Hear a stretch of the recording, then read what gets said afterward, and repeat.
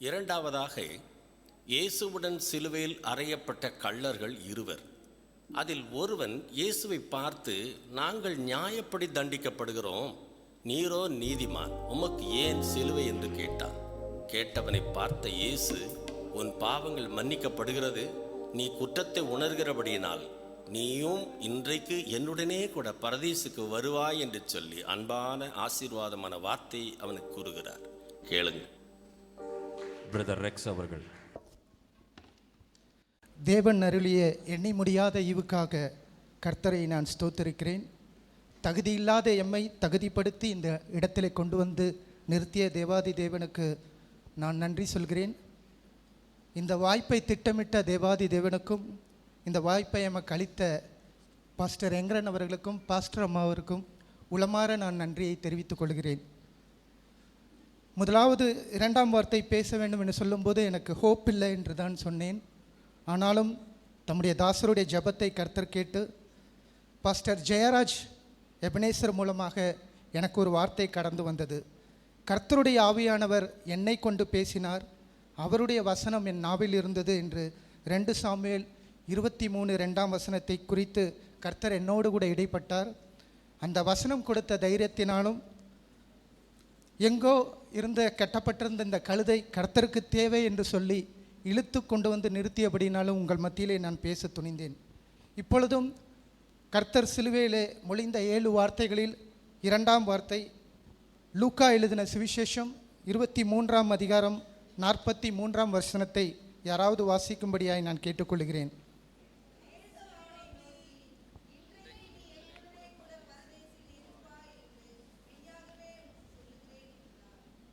இந்த வசனத்தில் நாம் பார்க்கிறோம், கர்த்தர் நீ என்னோடு கூட பரதேசில் இருப்பாயின்னு சொல்லிட்டு போயிருக்கலாம்.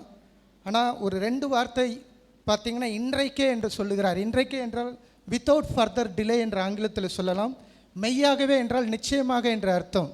ஸோ அந்த பரதீஸ் என்பது அவனுக்கு ஒரு ஆர்ஏசியோ வெயிட்டிங் லிஸ்ட்டோ கிடையாது, கன்ஃபார்ம்டு டிக்கெட் டு பேரடைஸ் என்று பார்க்கிறோம். பரதீஸ் என்றால் தேவனுடைய தோட்டம் என்று அர்த்தம் என்று பார்க்கிறோம். அது நம்ம கிறிஸ்தவர்களுக்கு 2 விதமான கருத்துக்கள் நிலவுகிறது. ஒன்று 3ஆம் வானத்தை அது குறிப்பிடுவதாக, மரிக்கிற ஆத்துமாக்கள் முதலிலே பரதேசிலிருந்து பிறகு கர்த்தருடைய ராஜ்யம் வரும்போது அது எடுக்கப்படும் என்று சொல்லி. ஆனால் இன்னொரு கருத்து அது ஏதேன் தோட்டத்தை குறிக்கிறது. நாம் இதனை 2 கொரிந்தியர் 12:2-3 வாசிக்கும்போது, கிறிஸ்துவுக்குள்ளாக ஒரு மனுஷனை அறிவேன், அவன் 14 வருஷத்துக்கு முன்னே 3ஆம் வானம் வரைக்கும் எடுக்கப்பட்டான், அவன் சரீரத்தில் இருந்தானோ சரீரத்துக்கு புறம்பே இருந்தானோ அதை அறியேன், தேவன் அறிவார். அந்த மனுஷன் பரதீசுக்கு எடுக்கப்பட்டு மனுஷர் பேசப்படாததும் வாக்கு கெட்டாதமான வார்த்தைகளை கேட்டான் என்று அறிந்திருக்கிறேன் என்று 2 கொரிந்தியரை பார்க்கிறோம். அதே நாம் வெளிப்படுத்தல் 2:7 பார்க்கும்போது, ஆவியானவர் சபைகளுக்கு சொல்லுகிறதை காதுள்ளவன் கேட்க கடவன், ஜெயம் கொள்ளுகிறவன் எவனோ அவனுக்கு தேவனுடைய பரதேசின் மத்தியிலே ஜீவ விருட்சத்தின் கனியை புசுக்கி கொடுப்பேன் என்று சொல்கிறார். இந்த ஜீவ விருட்சத்தின் கனி என்பது ஏதேன் தோட்டத்தில் இருக்கிறது என்று நாம் அறிவோம்.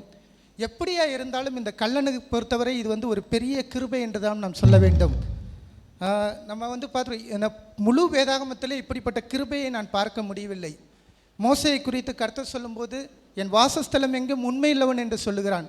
ஆனால் அப்படிப்பட்ட மோசையை ஒரு சிறு தவறை கண்மலை நோக்கி அடிக்கும்போது கானான் தேசத்தை சுதந்திரிக்க கர்த்தர் அனுமதிக்கவில்லை. அதுபோல தாவீது சிறு தவறு செய்ததினாலே ஆலயத்தை சாலமோன் தான் கட்டுவான், நீ கட்ட மாட்டாய் என்று சொன்னார். நோவாவுடைய பேழையிலே தவறி கூட மக்களை விட்டுவிடக்கூடாது என்று சொல்லி கதவை அடைத்த தேவன், இவ்வளவு சென்சிட்டிவான தேவன் இந்த கள்ளனுக்கு மாத்திரம் இப்படி ஒரு கிருபை, அதுவும் கடைசி தருணத்தை கொடுத்திருந்தால் அது நம்முடைய தேவன் அநீதியுள்ள தேவன் என்று இல்லை என்று நாம் அறிந்திருக்கிறோம். நான் பார்த்த வரையிலே இதுதான் அவனுடைய திருப்புமுனையான இதுவாக இருக்கும். அவன் அந்த லூக்கா 23:41 சொல்லுகிறான், நாமோ நியாயப்படி தண்டிக்கப்படுகிறோம், நாம் நடப்பிக்க தக்கவிக்கு பலனை அடைகிறோம், இவரோ தகாததொன்றையும் நடப்பிக்கவில்லையே என்று அவனை கடிந்து கொண்டு என்று ஒரு வசனம் வருகிறது. இந்த இடத்துல பார்க்கும்போது அந்த கள்ளன் தன்னை குறித்து உணர்ந்தபடியினால் மாத்திரமே அந்த பரதேசி அவனுக்கு திறக்கப்பட்டது. இன்று நம்முடைய வாழ்க்கையை நாம் ஆராய்ச்சி செய்து பார்த்தால் எத்தனை பேர் நம்மை உணர்கிறோம் என்று அறிந்து கொள்ள வேண்டும். அநேகர் பாவம் செய்கிறோம், நாம் நம்மை நியாயம் தீர்த்து கொண்டு தான் இருக்கிறோம். எனக்கே கூட சிலர் சொல்லுவாங்க, நீ தப்பே செஞ்சாலும் அந்த தப்பை ஒத்துக்கக்கூடாது என்றெல்லாம் கூட அறிவுரை கூறியிருக்கிறார்கள். ஆனால் கர்த்தர் சொல்லுகிறார், பாவத்தை மறைக்கிறவன் வாழ்வடைய மாட்டான், அவைகளை அறிக்கை செய்து விட்டு விடுகிறவன் இரக்கம் பெறுவான். அந்த கள்ளன் இரக்கம் பெறுவதற்கு காரணம் அவன் அறிக்கை செய்து விட்டு விடுகிறது. 2 கொரிந்தியர் 11:31 இவ்விதமாய் நம்மளுக்கு சொல்லுகிறது, நம்மை நாமே நிதானித்து அறிந்தால் நாம் நியாயம் தீர்க்கப்படுவோம் என்று வசனம் சொல்லுகிறது. அந்த கள்ளன் தன்னைத்தானே நிதானித்து அறிந்தபடியினால் மாத்திரமே பரதேசி அவனுக்கு கிடைத்தது என்று நாம் அறிய வேண்டும். அது மாத்திரம் இல்லை, நம்ம இன்றைக்கி இது எடுத்துக்கோங்களேன், நம்ம வேதத்தின் அடிப்படையில் பார்த்திங்கன்னா யாரெல்லாம் தங்களை தாங்க அறிக்கையிட்டாங்களோ அவங்களாம் அந்த கர்த்தருடைய அன்பை பெற்றுக்கொண்டார்கள். யோவான் ஸ்நானன் இவ்விதமாய் சொல்லுகிறார், பிரியன் பாம்பு குட்டிகளே, வருங்கோபத்துக்கு தப்பித்து கொள்ள உங்களுக்கு வகை காட்டினவன் யார் என்று சொல்லுகிறார்.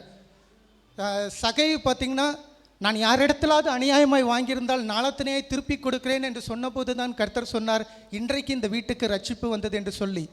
விபச்சாரம் செய்து கொண்டிருந்த அந்த ஸ்திரீ தைல குப்பியை உடைத்து கர்த்தருக்கு முன்பாக தாழ்த்தி ஒரு வார்த்தை கூட பேசாமல் அந்த குற்ற உணர்வோடு உட்கார்ந்திருக்கும் போது அந்த விபச்சாரிக்கு கர்த்தர் மன்னிப்பை கொடுத்தார். ஆகவே இந்த நாளிலே நாம் நம்மை குறித்து உணர்வுடையவர்களாக இருக்க வேண்டும் என்று கர்த்தர் நம்மோடு கூட பேசுகிறார். இந்த ஆலயத்தை குறித்து கூட சில உணர்வு நம்மளுக்கு தேவை. எனக்கு உணர்த்தப்பட்டதை நான் உங்களுக்கு சொல்லுகிறேன். இது ஆகாய் 1ஆம் அதிகாரம் 4, 8, 9 வாசிக்கும் போது இந்த நாளிலே கர்த்தர் நம்மோடு பேசுகிற வார்த்தை, இந்த வீடு பாழாய் கிடக்கும்போது நீங்கள் மச்சு பாவப்பட்ட உங்கள் வீட்டில் குடியிருப்பதற்கான காலம் இதுவோ என்று சொல்லுகிறார். ஆலயம் கட்டுமான பணி இருக்கிறது. நாம் அதில் என்ன பங்கு கொடுக்கிறோம் என்று ஒவ்வொருவரும் உணர்ந்து செயல்பட்டோமானால் நலமாக இருக்கும். இந்த அதிகாரத்தை நீங்கள் வீட்டில் போய் வாசியுங்கள். நாம் சம்பாதிக்கும் சம்பாத்தியம் எதனால் பொத்தலில் போடப்படுது போகிறது என்றால் 9ஆம் வசனம் தெளிவாய் சொல்லுகிறது, அதிகமாய் வரும் என்று நீங்கள் எதிர்பார்த்திருந்தும் இதோ கொஞ்சம் கிடைத்தது, நீங்கள் அறுத்து வீட்டுக்கு கொண்டு வந்தோம், நான் அதை ஊதி போடுகிறேன் என்று சொல்லுகிறார். எதன் நிமித்தம் என்றால், என் வீடு பாழாய் கிடக்கும்போது நீங்கள் எல்லாரும் அவனவன் தன் வீட்டுக்கு ஓடி போகிறீர்களே, இது நிமித்தம் என்று சேனைகளின் கர்த்தர் சொல்லுகிறார் என்று நம்மோடு கூட கர்த்தர் இந்த வார்த்தையை பேசுகிறார். அது மட்டும் இல்லை, ஒன்று பிரதானமான குணம் உணர்ந்தது. மற்றது பார்த்திங்கன்னா, தேவனுக்கு பயப்படுகிற பயம் அந்த கள்ளனுக்கு இருந்ததை பார்க்கிறோம். லூக்கா 23:40 வசனத்திலே, மற்றவன் அவனை நோக்கி, நீ இந்த ஆக்கணைக்கு உட்பட்டவனாய் இருந்தும் தேவனுக்கு பயப்படுகிறதில்லையா என்று கேட்கிறான். இதிலே தேவனுக்கு பயப்படுகிற பயம் இருந்தபடியினால்தான் அந்த கள்ளன் பரதேசில் இருந்தான் என்று பார்க்கிறோம். அது மட்டும் இல்லை, லூக்கா 23:42 வசனத்திலே இயேசுவை நோக்கி, நீர் உம்முடைய ராஜ்யத்தில் வரும்போது அடியேனை நினைத்தருளும் என்றார். இந்த கள்ளன் பார்த்திங்கன்னா இயேசுவை நன்றாக அறிந்தவனாய் இருந்தான்.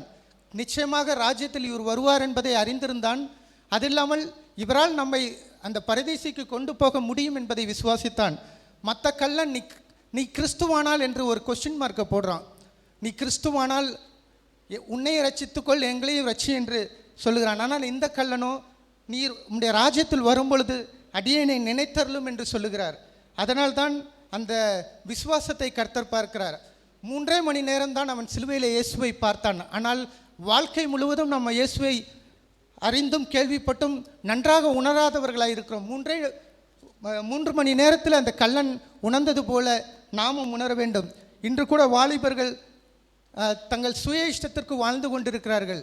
வாலிபனே, உன் இளமையிலே சந்தோஷப்படு, உன் நெஞ்சின் வழியிலும் கண்ணின் காட்சியிலும் நட, ஆனாலும் கர்த்தர் உன்னை நியாயத்தீர்ப்பில் கொண்டு வந்து நிறுத்துவார் என்பதை அறிந்து கொள் என்று வசனம் சொல்லுகிறது.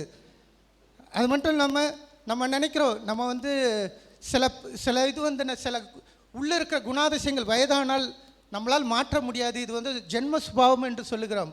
அப்படி அல்ல. நாம் யாக்கோபாக இருந்தால் ஒரு நாள் இஸ்ரவேலாய் மாறிதான் ஆக வேண்டும். சவுலாய் இருந்தால் ஒரு நாள் பவுலாய் மாறிதான் ஆக வேண்டும். எப்பொழுதும் நம்ம எத்தனாய் வாழ முடியாது.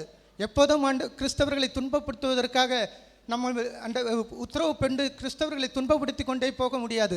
சிலுவையில் நாம் நம்மளை அறைந்தால் மட்டுமே நித்திய ஜீவன் நமக்கு இருக்கிறது. கர்த்தரை அறிகிற அறிவிலே வளர்வோம். கர்த்தரை அறிகிற அறிவே நித்திய ஜீவன் என்று சொல்லுகிறது. ஆதலால் உங்கள் மத்தியிலே நான் சொல்ல விரும்புகிறேன், நாம் உணர்வுள்ளவர்களாக இருப்போம், கிறிஸ்துவை அறிகிற அறிவுடையவர்களாக இருப்போம், விசுவாசமாக இருப்போம். கர்த்தர் தாமே உங்களோடு கூட இடைப்படுவாராக.